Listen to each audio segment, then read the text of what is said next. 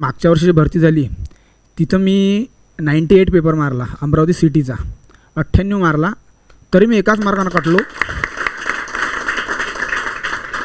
मार्गाने कटलो. त्यानंतर 8 दिवसानंतर SRP गोंदिया 15ला 99 पेपर मारला, तरी मी एकाच मार्गाने कटलो. सांगायचं तात्पर्य मी बळायाने मारू राहिलो. तुमची वेळ आली की तुम्ही नक्की लागान. हे मी आज फक्त तुम्ही प्रामाणिक राहा, स्वतःसोबत वेळ द्या. सरांनी सांगितलं की तुम्ही वेळ द्या फक्त स्वतःला. असं आल्याबरोबर आपला मित्र लागला म्हणून आपणही लागलो पाहिजे, हात आपल्या मागून आला होता असं नसते काहीच. तुम्ही कटले म्हणजे तुम्ही पागल नाही आहे, तो लागला लवकर म्हणजे तो काही लय हुशार नाही झाला. सांगायचं तात्पर्य की स्वतःला वेळ द्या आणि प्रामाणिकपणे मेहनत करा. मग आपले आईबाबा आपलं कशाला पाठवते ते फक्त डोळ्यासमोर ठेवा आणि खरंच सांगतो यश नक्की मिळते. मी मित्राला सांगितलं होतं या भरतीत नाही लागलो तर सोडून देईन म्हटलं.